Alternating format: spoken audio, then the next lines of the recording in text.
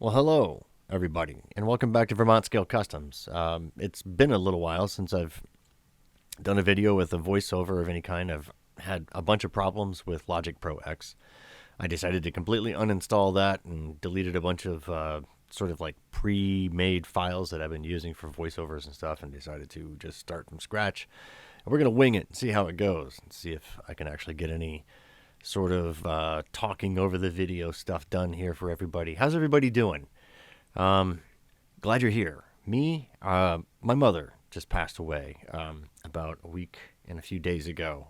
That was the whole thing about me relocating from Vermont back out to the Midwest about a year and 9 months or so ago, a year and 10 months now it's been. And yeah, I was taking care of her after my father passed away, living at their place, being full-time caregiver for her.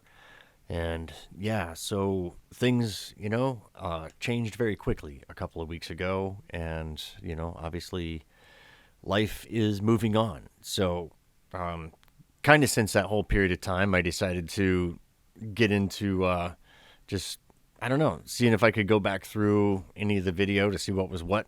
And I happened upon this thing running at the Quarry one night. And so, I was like, man, I miss Vermont enough, and I haven't really done a whole lot of crawling and everything lately, so why not see what kind of video I can edit out of this? And the first one was fairly short. I know it was a few minutes long, but this one kind of feels like it needed to be a little bit longer, and I still have even more footage from this particular evening.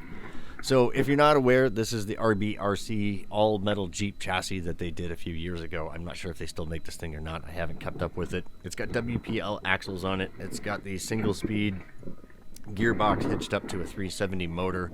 I believe this is running a 60-amp ESC, if I'm not mistaken, and just a regular FlySky 3-channel radio. Shocks are just some generic ones that you can find on I think Amazon that come with like the WPL link kits. That's an all metal link kit. I don't think that's the WPL version though. I think there's a little bit different version that's out there that I found. What else? There's a 25 kilogram servo up front hitched up, so this thing has got plenty of steering power. All-Star wheels and tires, 1.55s, and what else? A couple of other little mods and little things done to this to get it built. But I personally like this chassis. I know a lot of people sort of complained about it because it wasn't really welded all that well. It was crooked, there's, even looking at mine, there was a couple of things that weren't 100% perfect, but I decided that, it was going to run well enough, and it has, at least the axles were parallel, and it didn't, drive and turn itself in circles with the wheels going straight. So I kind of figured it was worth it, and I just like it. I think it's a really heavy, it's a heavy crawler that kind of reacts and rebounds and does all the stuff that kind of a normal Jeep buggy feels like it would do. It is a little wide on the offset. I think if I kind of had my way, I would sort of narrow things up a little bit more, not too much. I do like the stability that it has. But yeah, it's kind of a little on the wide side, but it's not terrible. It's something I can tolerate. I haven't run it much really since I've been in Illinois. I kind of take it off the shelf every once in a while and kind of run it around. It's got a little bit of a steering directional issue where it steers left more than it does right. So I kind of got to figure out what's going on with that. Just probably, servo adjustments, some stuff that probably once upon a time I just dealt with, and I haven't had to experience much because I haven't really run WPL stuff a whole lot. So it seems like this probably could use a little fine tuning. But I think it's a good looking Jeep, honestly, man. I think like I could probably stash the battery a little bit better than what I had done in this. I think I had built this over the winter time, took it out and drove it on the ice, and this was probably sometime in the spring, and still this looks like fall. Now when I think about it, I don't even know when the time of year. Oh, this was October 15th. I take that back. October 15th of 2022. So it was fall. So I had built this probably almost close to a year before this, I guess, maybe. I'm not even sure. Who knows? But oh my God, how I miss going to that place and having just free reign. And that big gigantic wall up ahead there with like that pit was probably like 150 feet deep. And you could just like drive all around the top of that thing.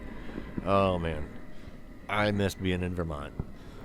So anyway, yeah, with my mother's passing and stuff, I'm still in Illinois. I'm going to be wrapping up loose ends with their house and stuff like that over the course of the next few months. I've got a lot to do in regard to that. Anybody who's ever been through, dealing with the death of a family member, your parents or what have you, and you're dealing with emptying out their house and stuff, there's a lot of stuff that goes on. So just busy weeding through all of that to finally, hopefully reach some goal at the end, which involves maybe me hopefully buying another place back out in Vermont and relocating back out there with my cat that I inherited from my parents. Love that cat, though. She's a great cat, little Jasmine. So you'll probably see Jasmine in a video or two at some point in time. She probably needs to make a star appearance at some point. She really was a big help in getting me through a lot of the last year and 9 months. We seem to help each other. So at any rate, here I am rambling about my personal issues again while you guys are trying to watch a rock crawling video. But yeah, if you guys can see this thing just I don't know, can you tell that it just sort of flows through everything and just kind of does whatever you want it to do? The 60 amp ESC is nice. On the single speed, it seems to have all the wheel speed you want. You got plenty of control. I think it looks awesome. I mean, it's a little stripped down. It hasn't got lights. There's no interior. I don't even know whether I'll even go as far as to ever do those things. I just like the thing for exactly what it is. Like I said, maybe eventually I'll try and narrow up those wheels, that wheelbase a little bit, that track width, and get them tucked in just a little bit more so they don't stick out quite as much. I've noticed a couple people have been working on these ever since I built this, which is good. It means that people have kind of given this chassis a little bit more of a chance, and I think it was worth it. Just because of the weight and everything and how these shocks seem to work with it, it all just seemed to make sense. Really nice coiled over, totally friction damped shocks. There's no oil inside. There's no gaskets or anything along those lines. That's just strictly friction. I think I might have a little bit of preload adjusted in some of them all the way around. I think I see a little bit there in the front. Yeah, there's nothing I don't like about this at all. I think it looks the part. I think it drives really well. And that's the end of the video. See you later.